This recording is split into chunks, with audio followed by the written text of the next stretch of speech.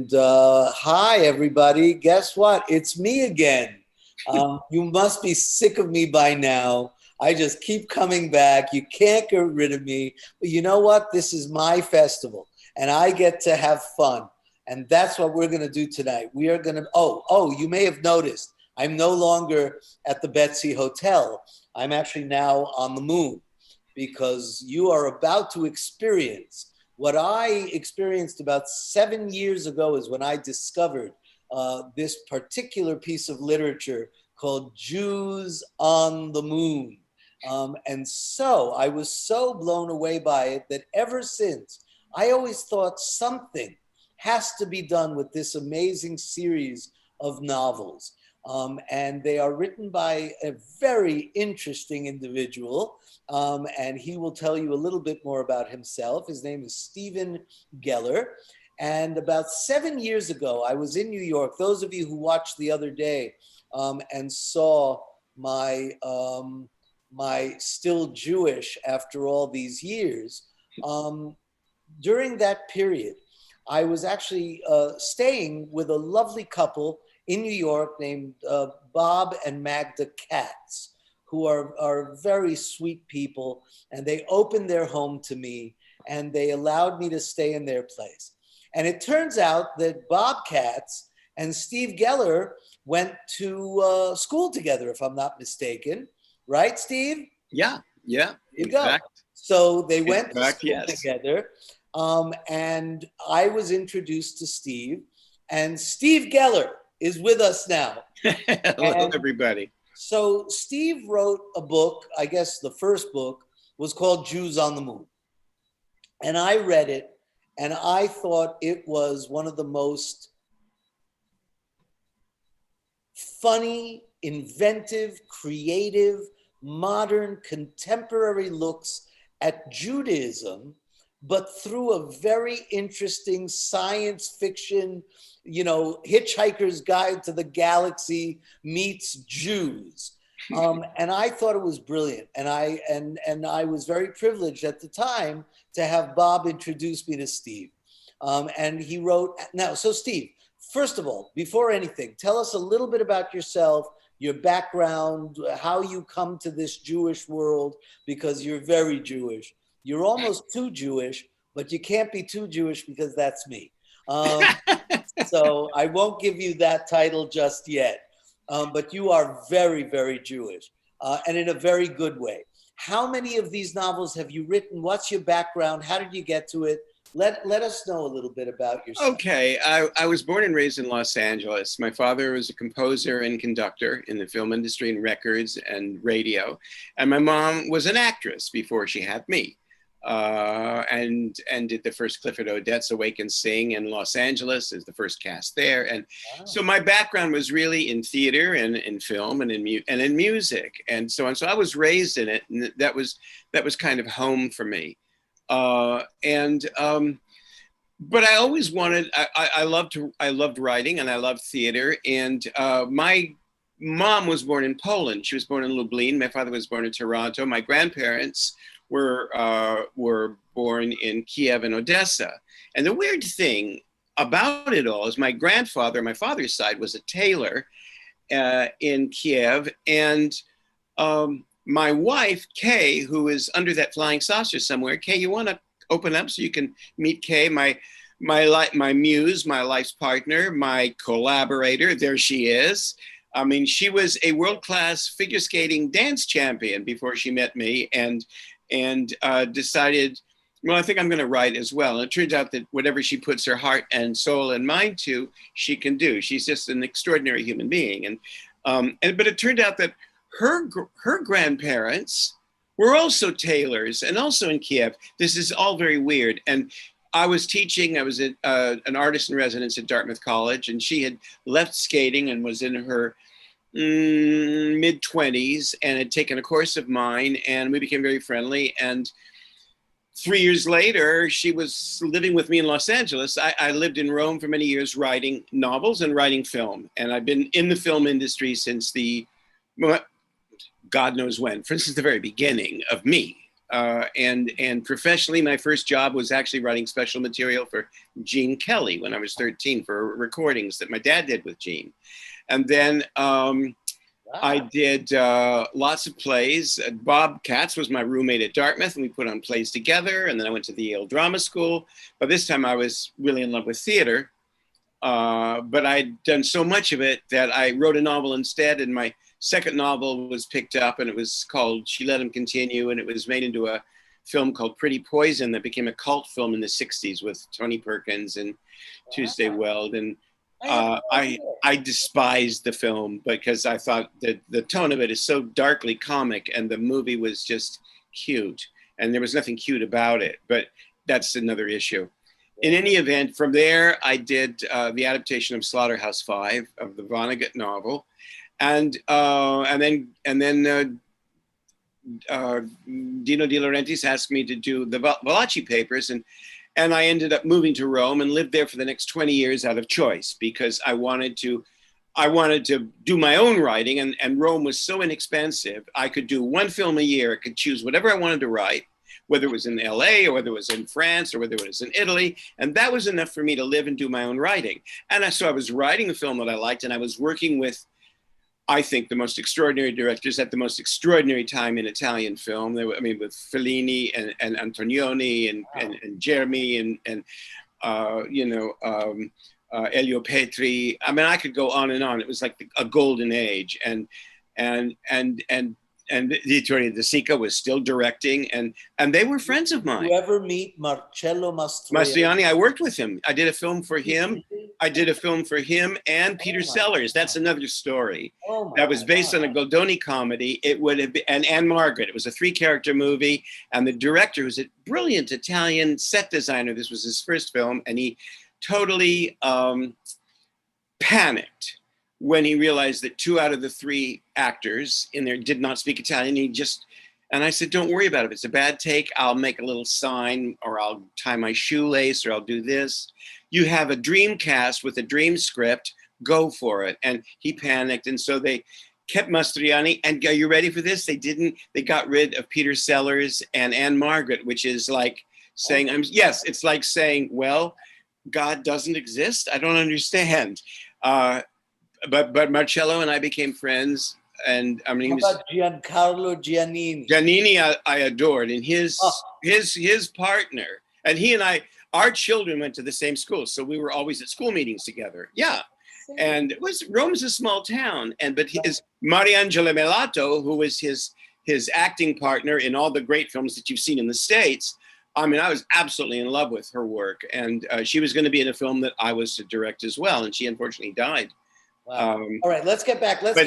Anyway, that's another story. It's another life. When did you write Jews on the Move? Okay, what happened was I moved, Kay and I, and there's also my daughter, Flory, who is also part of the process. Flory, could you say hello first before I get into this tale? Hello, Flory is 20. There she is. She's 22 years old. She was a ballerina, 21 just now. 21. A ballerina at Cincinnati Ballet, and was to go to Orlando to the Gotti, what's it called? What is it called? United Ballet Theater. United Ballet Theater, and she has to wait until we all have our vaccines before she can go. But she's doing World Ballet every day and teaching, and she's a magnificent child. And she's not a child. That's the problem between us, because I look at it as my baby, and she says, "I'm 21, leave me alone," and she's right. And I've got to remind myself, but that's so horrible. All right. So anyway, getting back to Jews. All right. Meanwhile, I was asked to teach screenwriting in English and playwriting at the Savannah College of Art and Design. So we moved to Savannah, which I'd never been to. I'd never been in the Deep South, and it absolutely blew me away, because it was a piece of history that I never knew. And we came back to the United States after Europe for nearly a quarter of my lifetime, and moved down there. And there was a little park that we live in nearby, and I would take my dog walking there. And every night there's this puppy party, and there are all these local Savannans taking their dogs in for an hour. And I discovered the mother lode. I said, this is insane, because I've never heard dialogue like this. It was so funny and so new. And and I became very friendly. And one day, one evening, one of the people there said, "You know something? I gotta be straight with you. I gotta be so honest. But I think the Holocaust is really overrated." And I said, "You mean not good enough, or what are you talking about? You know?" And he said, "Well, no. What I mean is that the numbers." And all of my friends there, you know, were now terribly embarrassed, and they were looking away because I was the only Jew there. And I said, "Well, you know, what do you think?" And he said, "Well, I think, you know, maybe 2.5 million or maybe 3 million." I said, No. He said, "What?" I said, "It was 1.5 million." And now my friends turned back and look at me like, "Are you out of your mind?" I said, "Yeah, it's 1.5 million." And they said, "Oh, come on, stop being silly." I said, No. I said, "Come on, February 1944, February 17, 1944. You don't remember? You're all as old as I am, certainly you, and you've read, and you find this overrated. Don't you remember what happened?" They said, "Well, where'd you get that number?" I said, "It's 1.5 million, not 6. Don't you remember February 17th? And they said, "No." I said, "February 17th, above Berchtesgaden, and then Auschwitz, and then Bergen-Belsen, and so on, 2 enormous spacecrafts went above them and sucked up 4.5 million Jews, took them to the dark side of the moon, deposited them there where they have had a colony ever since." Now my friends are staring at me and saying, all right, that's enough, forget it. So I'm walking back home, and I said to myself, you know, that's genius. That's absolutely brilliant. That's miraculous. I'm going to write that story. It's a great story. And what I didn't realize, quite seriously, is that premise changed. It focused my writing in a way that had never existed before. I had 6 books published before, as well as God knows how many scripts, and produced and not produced, and television series done in Europe that were produced brilliantly and never in the United States, but there. But this was like, I have to write this. And these characters came out of me, and this situation where I said, I can express all the stereotyping about Jews and say, yes, you're right. I can take that same position and go nuts. Right. And at the same time, buried within that was a real mystery. What the hell does it mean to be Jewish? So I wrote that. And I said, I'm not going to go to a literary agent. I'm not going to go to, former publishers. Boom, right up on Amazon. It's exactly what I want. And I did that. And about 2 months after it actually was there, and it did very well, suddenly 2 of the characters from the first book were at the end of my bed in the morning. They said, come on, let's get going. Up. And 5 novels later, 6 years later, there were 6 books.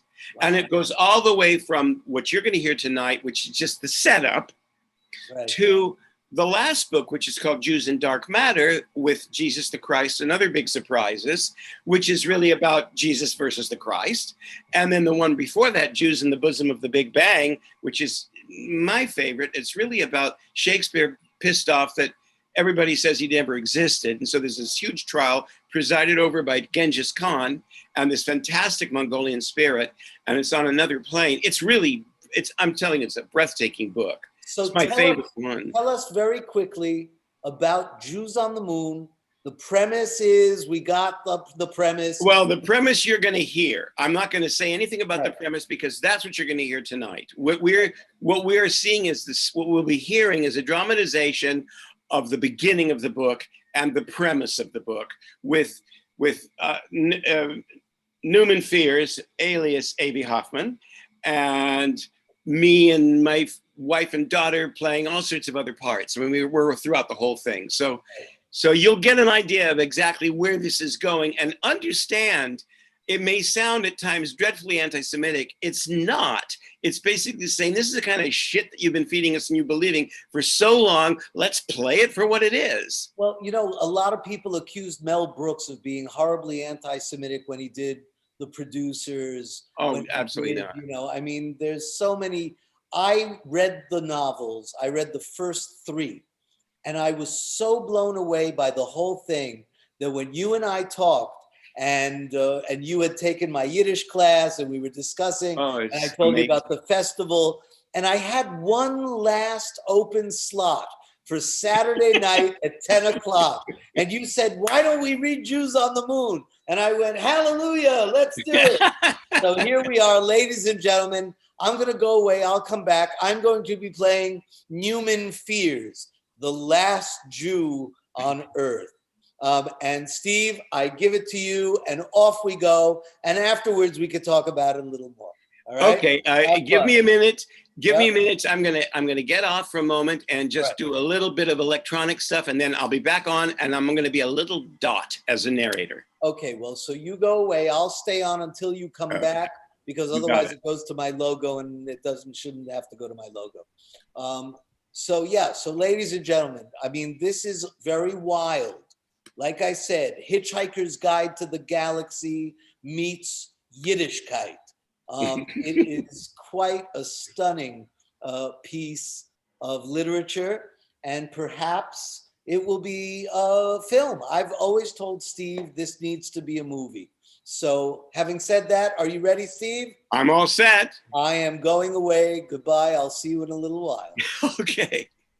Jews on the Moon. This is the opening. The bastards were right. There had never been a Holocaust. 6 million Jews hadn't died in the gas chambers of Poland and Germany and God knows where else. What had actually happened? A simple fact.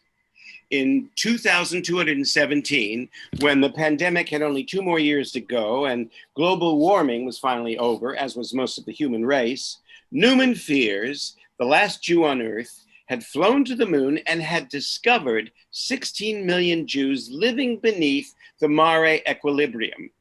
They've been there for nearly 175 years, since 1944, when an enormous alien spaceship had appeared over most of Central Europe and had sucked 4.5 million Jews aboard, then deposited them on the dark side of the moon beneath the Mare Disequilibrium. Newman was stunned. Who wouldn't be? The lunar civilization, called Neuertkele, boasted 1 million provocative newspapers, 500,000 theater companies, all of which had performed at one time or another revivals of Guys and Dolls, West Side Story, and South Pacific, but none of which had ever considered The Music Man. 700,000 orchestras, all of which had performed at one time or another an evening of Johann Strauss, but had omitted all the works of that other Strauss, as well as that other Dick, Wagner. One extraordinary Shakespeare repertory theater which had yet to perform The Merchant of Venice. 750 firms which published books and music in holographic form, but in which Stephen King's and Ayn Rand's works were missing. There was one single and enormous university called Die Freischule weg die Erde auf der Mandala. It was, as its name implied, a free school. In any event, here was Newman Fears trying to escape the effects of global warming and getting lost on the far side of the moon above the Mare Disequilibrium, finding himself staring at a civilization of 16 or so million Jews. They were as stunned to see him as he was to see them. Or rather, a single moon man was as stunned to see Newman Fears as Newman Fears was as stunned to see the moon man, any moon man, on the dark side of the moon, which had always been considered as dull as the near side, on which there had never been seen any moon men at all. The moon man who found Newman was a group leader, or captain, of the IB singer section of Neuertkele. His name was Gimple the Fool, but in no way did he resemble Isaac Bashevis Singer's literary creation. That was just his name. He was an homage. He had been born in France, the country where homages count. His first words to Newman Fears were, So this is it? Newman Fears was shocked. He was stunned. He answered, Is this what? I'm lost. That's the only thing I know. I crashed. What, 2 minutes ago, I believe? You were right, and we heard you, but we didn't know it was a crash. Well, what did you think it was?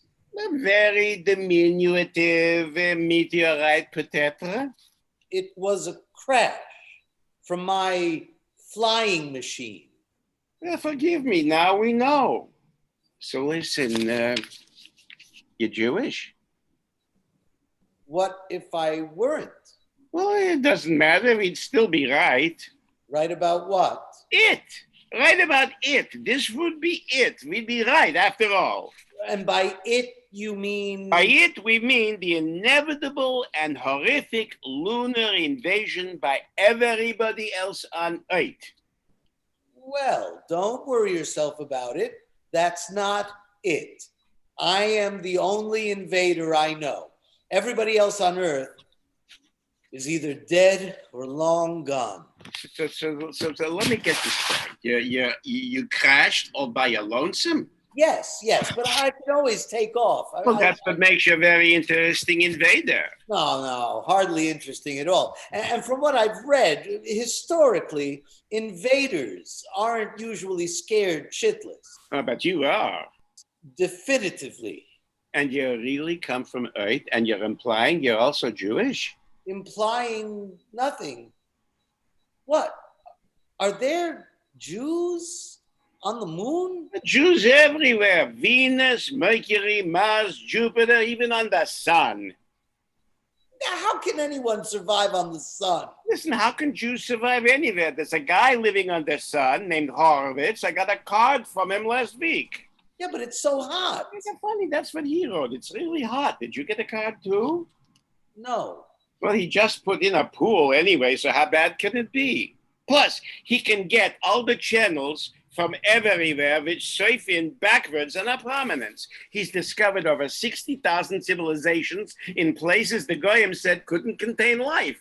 So what do Goyim know about life anyway? They're usually the less to know. Yeah, that's very unfair. Oh, really? And global warming is fair? I didn't say it was. Well, that's why I assume you're here, yes? Well, there's also been a steady pandemic for the last 200 years. Are you still self-quarantined? I was, as I said. All you care about is yourself. Well, now that's unfair. You don't know. You're infecting the whole universe. Well, there's nobody left on Earth but me.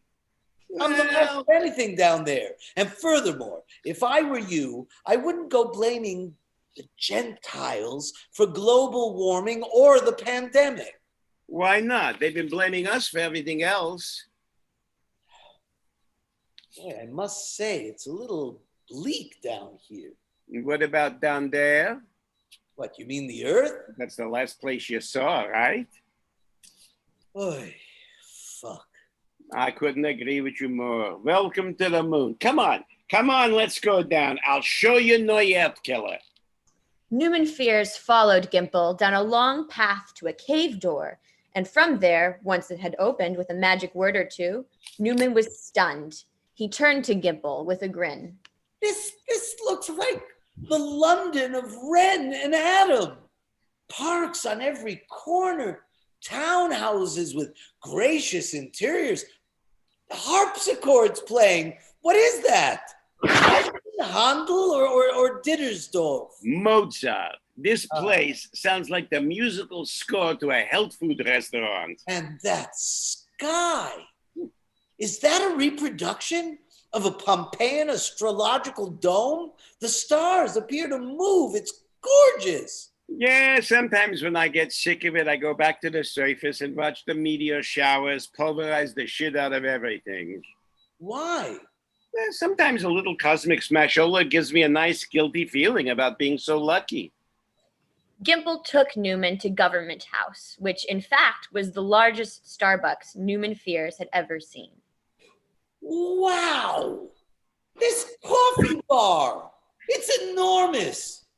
Do they serve double lattes here? Double schmubble, they do triples. Listen, follow me. I want you to meet the janitor. The janitor? I was hoping to meet the president. The same thing, we've improved. I have to admit, for someone who crash landed on the dark side of the moon, you catch on fast. Hey, George Eliot, the janitor in? Where else would he be? He's in the closet. Ah, bring my friend a triple latte. Only room for a double in there. What about you, Sport? One more coffee, I'll get the shakes. So, Earthman, where you come from, presidents have an office. Here, janitors have a closet. We go in, talk in the dark, come out, get things done. Isn't that a little spooky? You think better when it's dark and you're scared. Good luck. The door opened. Newman entered the closet, and all went black. Holy shit. Not quite. Ahasuerus is my name. Double holy shit. Excuse me? Not the Achashverosh. You're not the first wandering Jew, kiddo. Am I dreaming? A dream is a wish your heart makes. I'm lost. No, you're just the last survivor on Earth. Everybody else down there is either dead or long gone. Now, how did you know about that? Nebula holograms, part of our myth. You're a living legend come to rescue us. Nebula holograms. NH. You put it on, there's the group in your living room or picnic or beach party. Beach party? Down here, we have environments for everybody. The most popular, of course, is a date with Gidget. And what's that? Gidget? It was written by Fritz Kohner, a German Jewish emigre. He was just a bit player in All Quiet on the Western Front before he ran away from the Nazis and came to Columbia, or was it Warner's? Further proof, Boychik, you can't trust the Jews. My favorite person from the studios, of course, was Aurelia Roverall, whose play Skidding was the source of all those Andy Hardy films. She was born in Utah. I don't know if she was Jewish. She was probably Mormon. But this point, who knows anything about anybody? I'll tell you this, though. Behind every Andy Hardy movie, practically everybody was Jewish. The producers, the writers, the composers, and musicians. In front of the cameras, everyone was Gentile. I don't understand you, sir. What about Andy Hardy? Answer me that. How many Goyish girls danced on the arms of our Mickey? Which Mickey? Not the mouse, my friend. Listen. There was Judy Garland, Liz the Convert, Lana Turner, Ginny Wilder. I always had a thing for Ginny Wilder. Woof! I always harbored such glandular struggles when I saw her on screen. Then there was Patricia Dane and Jenny Hicks, whom I personally, that's for another time. Coffee Smith, Helena Gilbert, Bonita Granville. Later, she did a Lassie series. Katherine Grayson, the great singer. When she hit the high notes, she always looked like she was being goosed by Arthur Freed. Virginia Gray, she was my ideal shiksa. You know, just looking at her, you knew she smelled like a sick orchid. Then there was Diana Lewis, Eleanor Lynn, Margaret Marquis, Susan Peters, June Price, and get this, Donna Reed. Remember her in the Sinatra classic From Here to Eternity, where she gets... Oh, it looks like we lost Steve. But then Donna got her own TV show with that great Goyish kitchen. Unbelievable how we Jews could be so deceitful, giving back to America everything we thought it looked like or wanted. You know, Newman, sometimes I think a lot of the post-war anti-Semitism was the result of Gentiles getting even with us for the Donna Reed show. What am I doing in this dark room? That was Lynn Romay and the Fabulous Wild Twins, Lynn and Lee. I knew a sound mixer claimed he loved the both of them in the Chevrolet station wagon. You know, the kind of vehicle Dinah Shore, nay Seligman, always sang about. And finally, the heroic Esther Jane Williams. That's a true name, Emma's. And Andy Hardy's double life. That Mickey, he was our hero. He got... Stop this. How long have you been on the moon? 247 years. So how can you remember all those people? Stick around here long enough. The dark side of the moon is nothing but reruns. Huh? And they say God created us in his image. You tell me, how fucked up is that? No, you tell me. Aha, Newman, now we're talking. That's why you're here. Me? What do I have to do with it? You? Listen up, Newman. You're the crucial part of the myth. The veritable Sturm, if not the Drang, of the greatest legend since Gunsmoke. Okay, you're hiding something, Mr. Janitor. That's a good start. Keep going. What, you already knew about the crash landing? Everybody did. We all knew you'd live to tell the tale. That's part of the myth. Now for tonight, we're going to put you up at the bridal suite at the Noyertkala Hilton, and then tomorrow we're going to get you into outer space for your adventure. Which is what? to fulfill the prophecy. I knew there was a catch.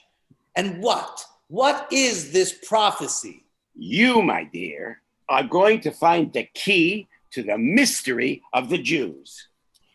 What is the mystery? We don't know yet, but somewhere lies the key, which is yours to find. Otherwise, we all die. Misha Auer, Alfred Einstein, Betty Davis. Betty Davis?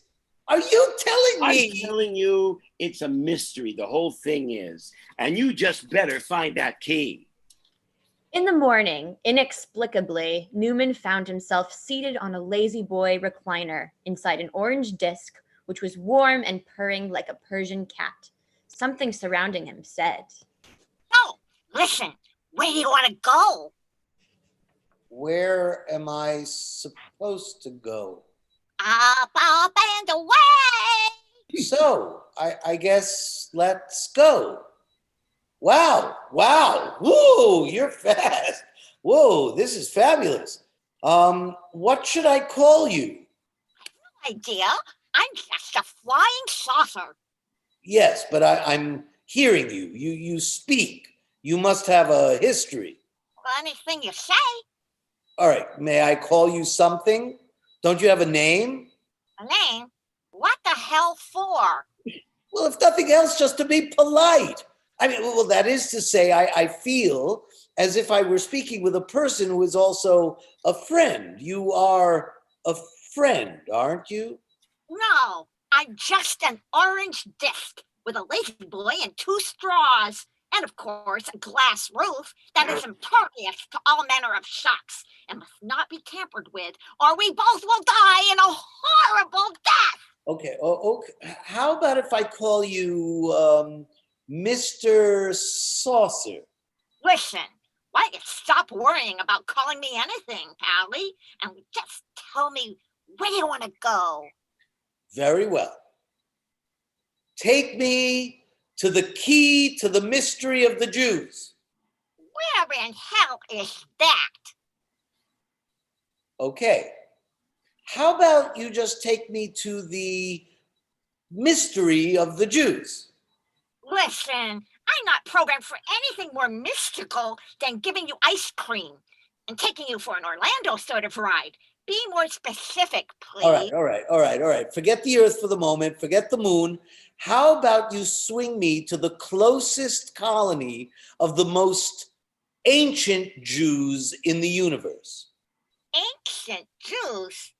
What do you want to know about them? Well, I want to find the key to their mystery so I can unlock it. Oh, just that, eh? Why didn't you say so? What? Why? Do you know the mystery? Mm-hmm. The butler did it. And button your lip, Pally. We're about to enter the lentil field at an odd 6 gradient. Perspicacity's the operating principle here. Whoa. Hang on to your hat. Whoa! Watch out for that mountain. There's no mountain. That was my wife. Of course, there could have been a crash, but there wasn't. The woman who could have been his wife but wasn't arose. She was young, beautiful, very tall, and of course, very ancient. Newman was shocked.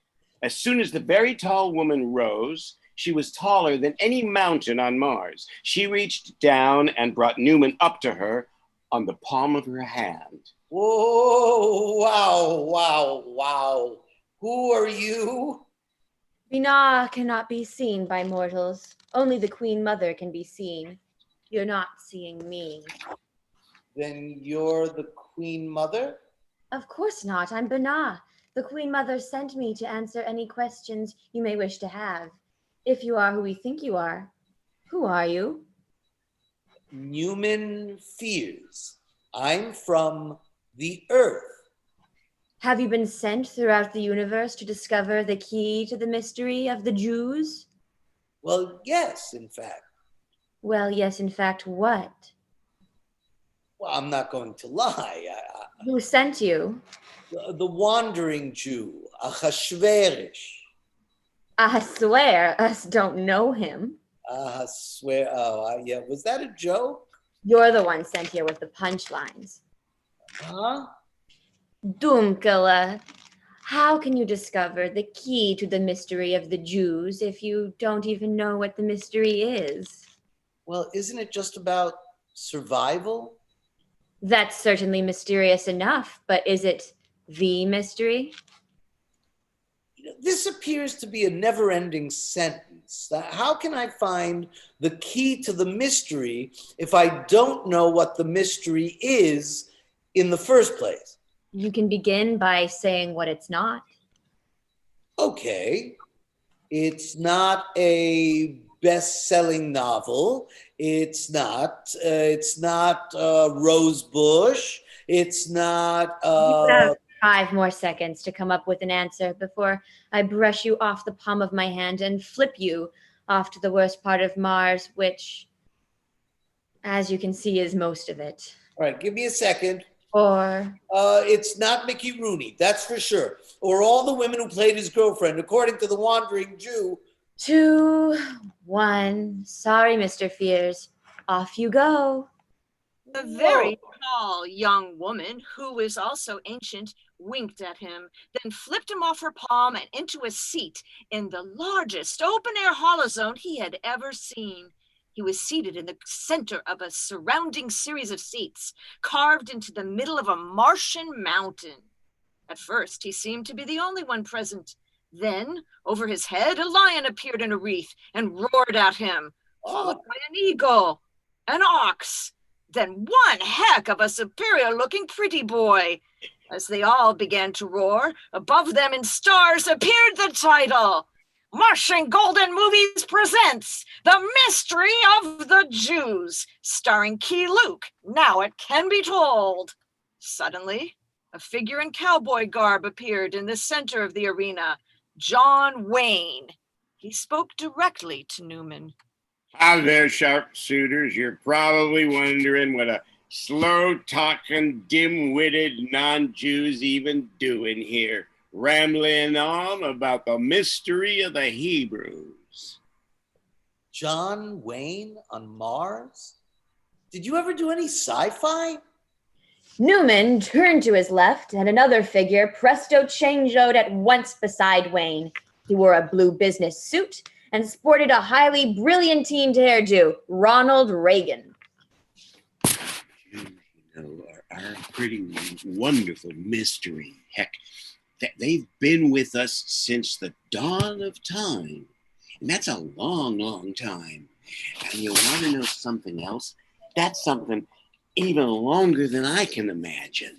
I never thought about math when I thought about Ronald Reagan.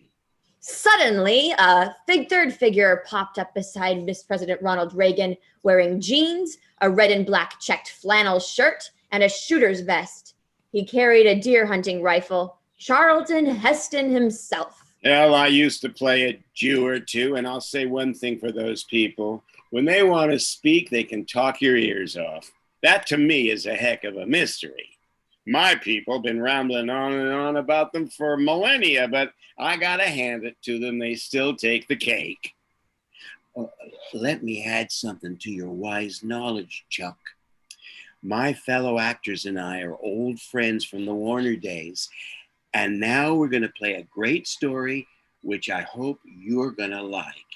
And although I'll have to say it's not the greatest story ever told, it's pretty damn close.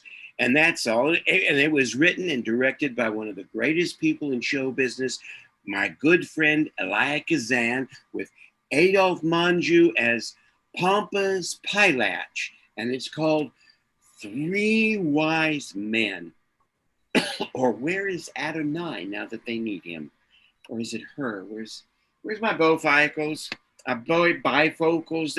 They wanted to give me progressives, but I told them, not as long as I live, you won't. An explosion knocked Newman out of his seat and sent him tumbling closer to the stage, where the three actors disappeared in a puff of red, white, and blue smoke. In their place, wearing a seersucker suit and bow tie, stood William F. Buckley. Abram, Isaac, Jacob, the patriarchs, primordial Jews. Jews? What are Jews? And what are Abram, Isaac, and tickled. Tonight we will see if those ancient Jews knew or pretended not to know the truth about Jesus the Christ.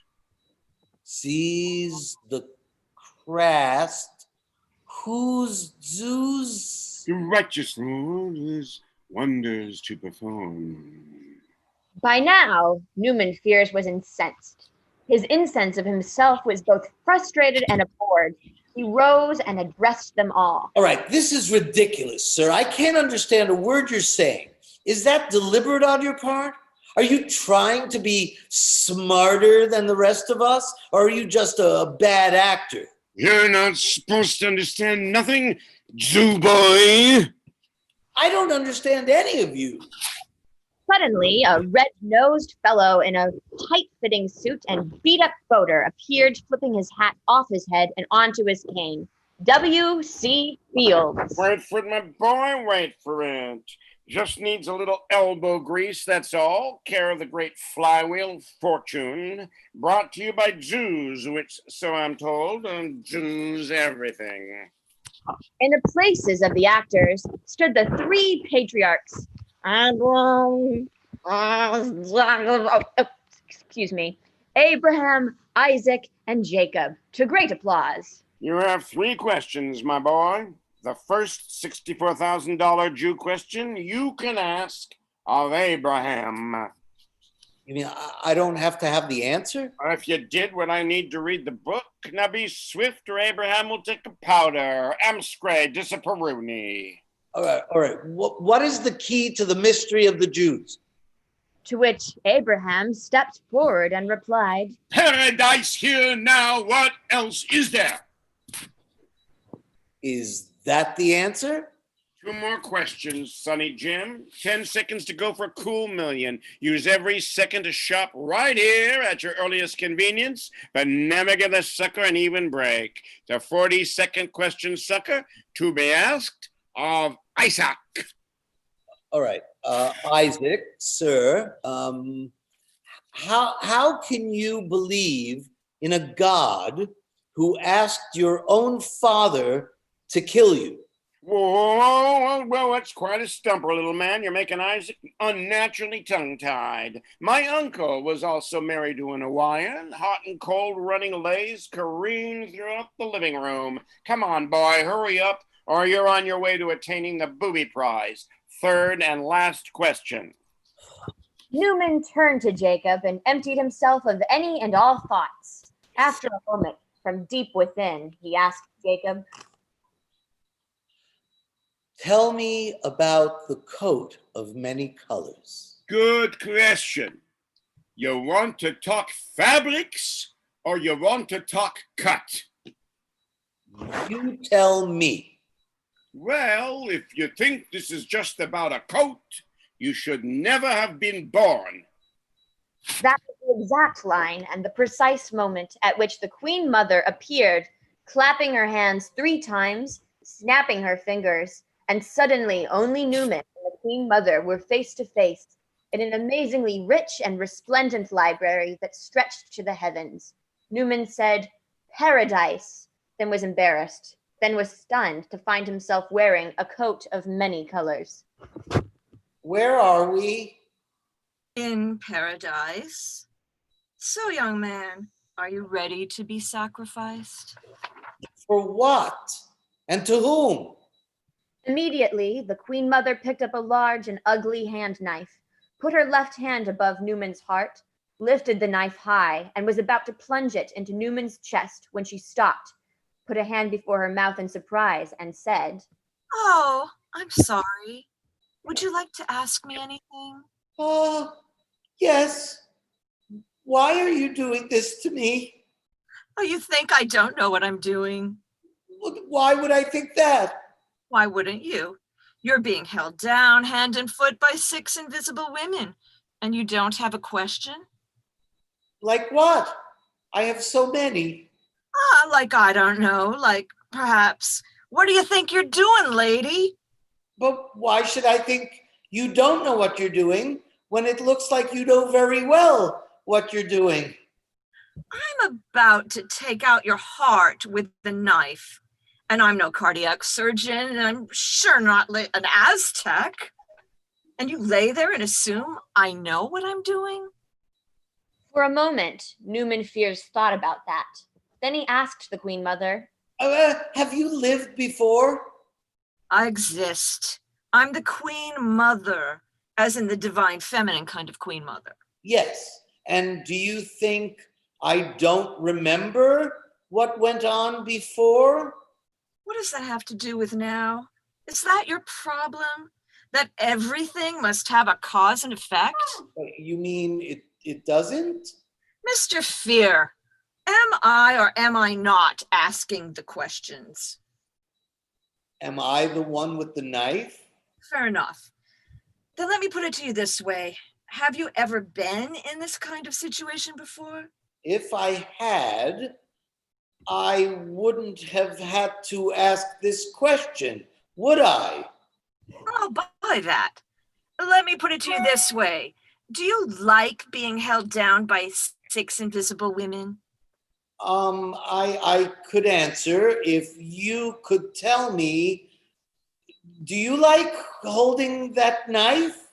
Ah, you sure you want me to answer? Well, now, why would I ask a question while I'm being held down by 6 invisible women unless I wanted an answer? Between ourselves, by this time, Newman Fears knew that as long as he continued to ask questions, the Queen Mother would continue to reply with another question. This could keep going on so long that Newman began to wonder if life on Mars was actually worth it. So answer me that question. How do you think Abraham felt when God told him to sacrifice his son? Embarrassed? Well, embarrassed for whom? For God? For his son? Maybe for himself? What do you think? Well, who am I to think that I know that what you think is the answer to anything I think? I'll accept that if for no other reason than I'm not the who else, but the I am. Although my mother-in-law called me the wee bee, and never, even though we both know you're stalling and will eventually run out of questions, I will take your heart as my own. Meanwhile, while we're waiting, tell me, what do you think? Not me. Why do you think Abraham felt embarrassed? Why? Well, isn't it because he already trusted God enough to slice off the tip of his own fundament? And then when God anteed up the action and told Abraham to sacrifice his own son, well, how else could he feel? I mean, other than used up? Used up? Well, now, if you had a fundament and God told you to slice and dice and you complied, and then he told you to kill your own son, how else would you feel? I mean, not only used, but incredibly stupid. And I think embarrassed for God. Yes? Do you believe that story? About the cutting? Yes. Which part? About all of the cutting, nicht wahr, Anna? Yes, but isn't that in the Torah? I mean, isn't that what we're taught?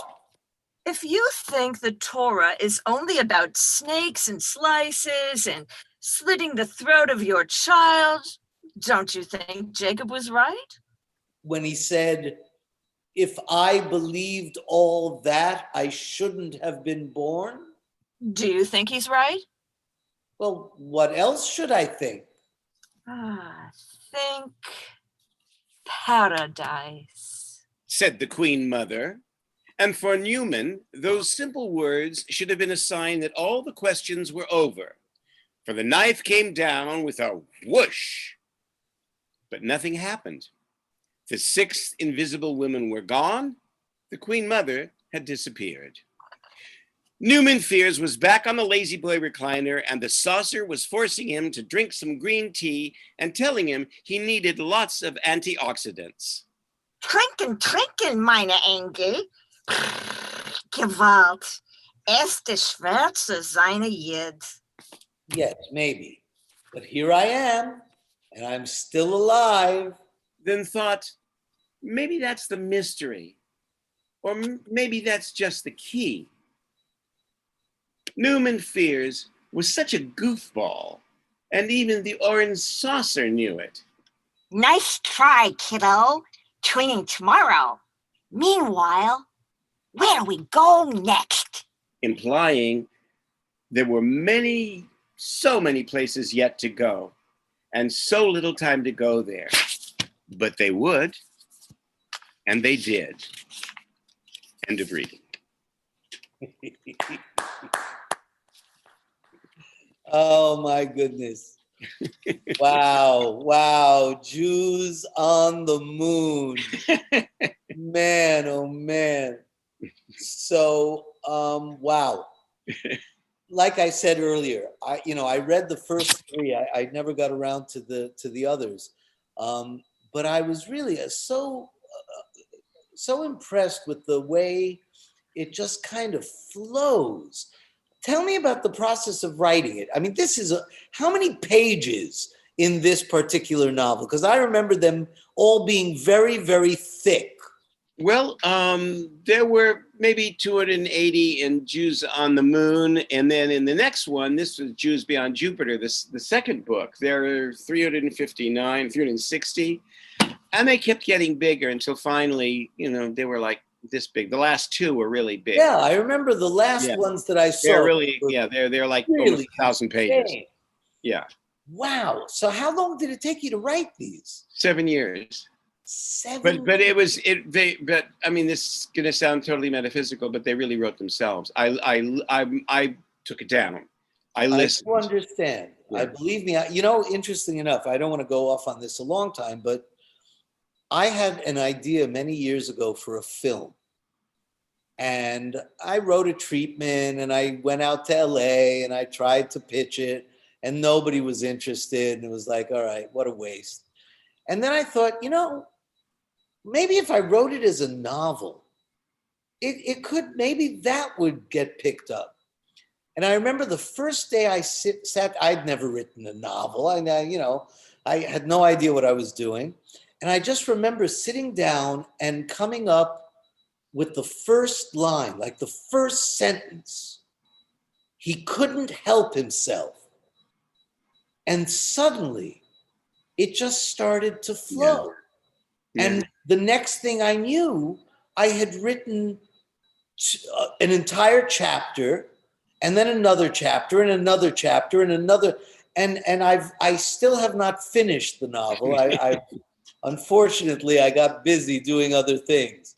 But I do understand the idea that once you let that, creative. There's no other freedom. There's no freedom like the novel. They're writing a screenplay, writing a play, or even a poem. I mean, there's constriction. There is no constriction in a novel. And then you add to that electronic publishing. And I love books. I hate reading on an e-reader, but I do now because, the pandemic I had to sell 4,000 books when we moved. So it's like, okay, enough of that. So it's all on an e-reader, but it's just you and the reader. Right. It's you and your heart and the reader. And you're not worried about the scene playing. You're not worried about, 500 people sitting in a dark room, all thinking and feeling the same thing at the same moment, which you need to do. I'm not knocking it. And I love writing plays. I'm really good at it. And screenplays, absolutely. I've lived my life writing them. But the novel is like everything going on behind me. It's just absolute freedom. It's just a joy. And then to be able to actually, boom, here, give it to Amazon or whatever and there it is. Thank you very much. It's exactly what I wrote. I'm not dealing with agents. I'm not dealing with literary editors. This is what I meant. Right. Totally. That's and a you joy. can promote it yourself and people find it. I don't even do, honestly, I don't even do that. I just put it out there. I don't know how to, and I know if the books are out there, they're out there 24/7 around the world. Right. 1 or 2 people read them a week. they'll tell one or two people, and it's just like coronavirus. All of a sudden, everybody's got it, you know. Well, hopefully not everybody gets the book. But I hope everybody gets your books. Yeah, much better. Yeah, listen, you know what? My mother wrote a memoir. And, you know, I spent a while trying to find a publisher for her. And, you know, I was calling up and everybody was like, oh, no, we're not interested in memoirs. You know, and I wrote a couple of letters and I got the form responses. Thank you so much for your submission. But that's not really what we're, all right. And then I thought, you know what? You're right. Just put it out. And so I did. And now there's an audio book and there's the ebook and there's the book. And then she wrote another book, and now we're about to publish a third book, and it's great, and it's free, absolutely, and it's really wonderful, and people are buying it. That's the amazing thing. Yes, you know, people are picking it up, and suddenly, checks are coming in the mail, or electronic checks. Well, you don't. I mean, as a novelist, you never quit your day job. You know, that's a given. Well, but as a screenwriter, you offer day jobs to everybody. You know, right. You know, so you work both ways. So you wrote Jews on the Moon how long ago? Gosh, 9 or 10 years ago. Newman Fears is the reincarnation of this guy. This is the first book that I wrote in the South called Feist. It's Nathan Feist, who is a precursor to Newman Fears, NF. I mean, this is an incarnation. He's the reincarnation of this guy who was a holy fool in the South during the Civil War. This, if anyone is out there and is interested in making a mini series, this is the knockout, because this is the crazy Jew who's been told by God to stop the Civil War and there will be paradise. And he goes through, it's funny and sad and great characters. And it really is a kind of a retelling of the Civil War that we know and love so well, and which we're still fighting, you know. So amazing. Yeah. Great. Listen, I have loved your writing. As a matter of fact, I was looking at some of the comments on Facebook. Apparently, you have some fans all over the world. Montreal, Vancouver, tfu, tfu, tfu, said Shoshana. I love all your writing, Steve Geller, says Lawrence Sicard. Well, is that dear? That is so nice. And then and look at this is Amazon friendship. And Amazon, and someone tells somebody else, and suddenly, there's someone in Montreal, there's someone in France, and and hey, wonderful, absolutely wonderful, reaching people all over the world. So then she wrote wonderful, and yes, Jews on the Moon would make a wonderful film. It would. I could not agree more. Yeah, it would be. I think it would be a great animation. Personally, I could see it as an animated series, especially in light of the fact that now you've got Seth Rogen coming up with an American Pickle, right? And these science fiction-y kind of fantasy. I think it's a book whose time has come. Let's make a movie. Let's go, Steve. Let's do it. I'd love to. Thank you. Hey, this has really been a pleasure. You've done, incidentally, if I can just make a quick comment, because of the novel that I was writing, I've always wanted to study Yiddish, and the Yiddish class came up. And I said, this is great because this will help me with my book and da-da-da-da.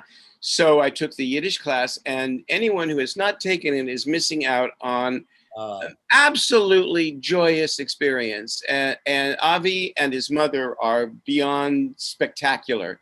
It is so much fun, and it's created such a community and a sense of the culture itself.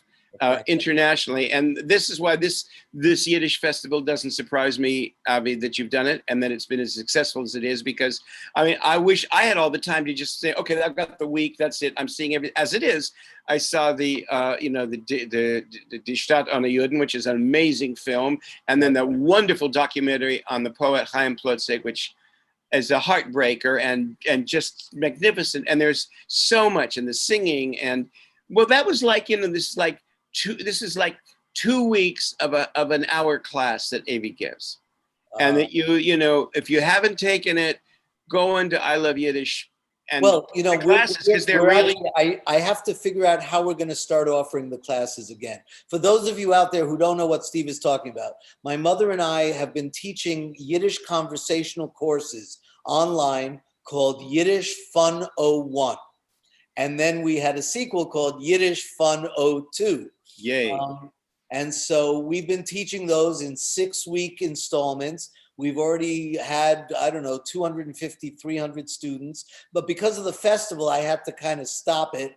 And I'm going to, we're probably going to renew it in the next few weeks. Absolutely must. Absolutely Steve, can we must. get Flory and Kay back in? Flory and Kay, get on. Because we Ladies, have to- where we are have you? to There's say Flory. our Where's goodbyes. Kay? There's There they are. Flory. There are the And ladies. there's There are my Kay. Hi, Kay. Hello. So thank you for threatening me so beautifully. I felt very threatened. So you guys, you're like a Meshuggah family. Yes. Yeah. You know, with Steve as the patriarch, it's got to be madness. Well, no, because Kay is the matriarch, so she's the QM. I'm not. Right. And you couldn't write the QM without Kay, and Binah without the little one in the chair. Yes. You know, and there I have 2 other daughters from a previous marriage who are equally talented. One is a poet and teacher, and the other one is a graphic designer. And you know, I only do daughters, which makes total sense. Me too. There you go. Me too. I knew we had many things in common. That's critical. That's critical. Nothing better than having daughters, at least for me. I wouldn't know what to do with the son unless he was a ballet dancer. I mean, honestly, you know. Well, my brother had 2 sons, and I had 2 daughters. And I remember my daughters used to spend hours folding a blanket, and with their dolls, they would literally fold it and put it to bed, and then they would unfold it, and then they would fold it again. And this was hours. My nephews would come over and start jumping on the wall. Right. And I just thought, oh my God, I'd lose my mind if I had sons.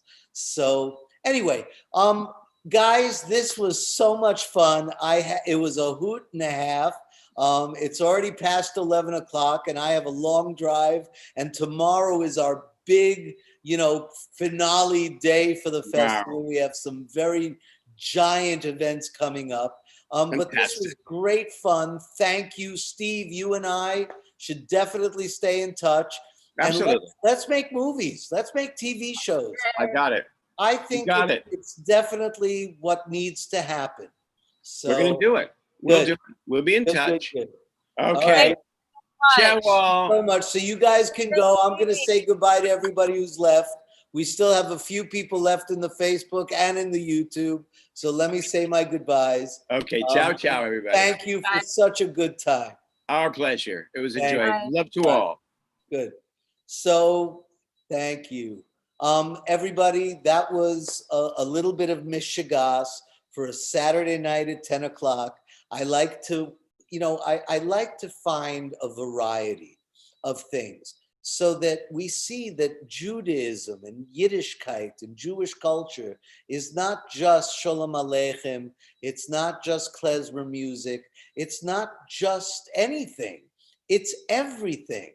And it's modern, and it's on the moon, and it's and it's Frank London, doing great klezmer Yiddish songs, but in a totally new style. Yiddish can be everything, and Yiddishkeit, Jewishness, the essence of being a mensch, of being a good person, and being creative and bringing the world new things. Can be everywhere and everything. And that's why I love Yiddishfest is all about. That's why we created Yiddish Fun 01, because Yiddish is a lot of fun and Yiddishkeit is great. And I'm very proud of being Jewish. I always have been, and I always will be. And when the big agents in New York said they would represent me if I changed my name, I said, sorry, I can't do that. What would I be? Teddy? I'm Avi. That's just who I am. I am a Jew. Hath not a Jew eyes? Hath not a Jew hands organs, dimensions, senses, affections, passions.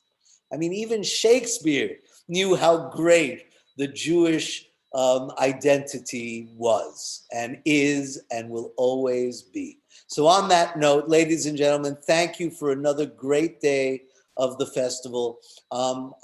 Tomorrow is the big finales. 11 o'clock, our Yiddish cooking class. You don't want to miss Yiddish cooking.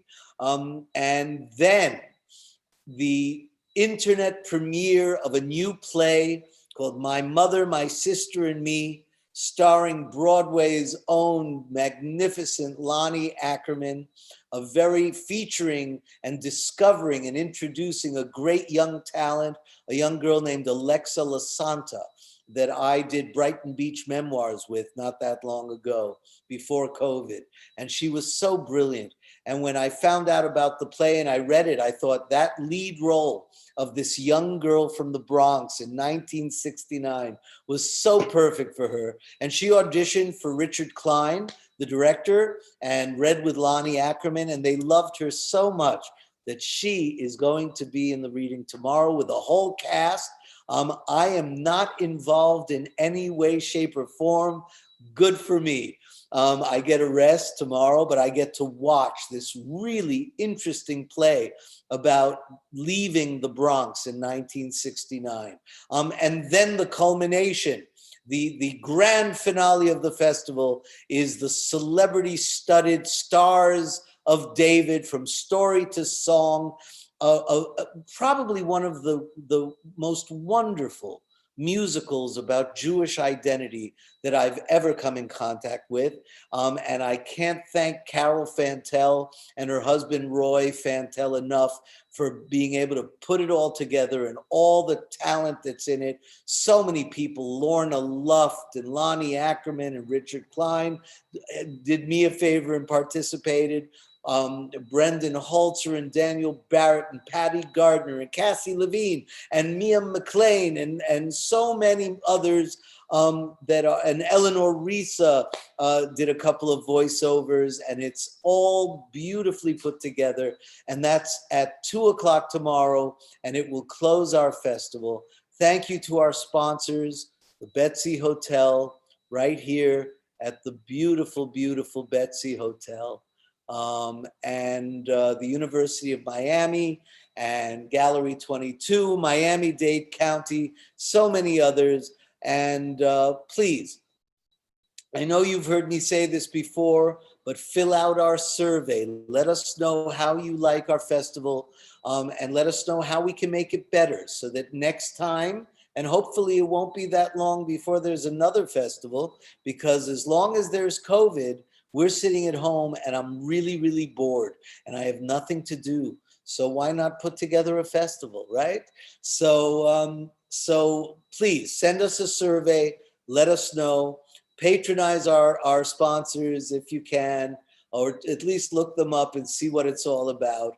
And if you can afford to share even a couple of dollars to help support the work we're doing, go to whyilovejewish.org/donate. And share, whatever you can with us so we can keep bringing you the best in Jewish culture. As of this morning, 28,500 people had seen our programs. If everyone gave $1, we could produce another festival. So please go to our website, see what we do, share us with your friends, let everybody know. And ladies and gentlemen, I'll see you tomorrow.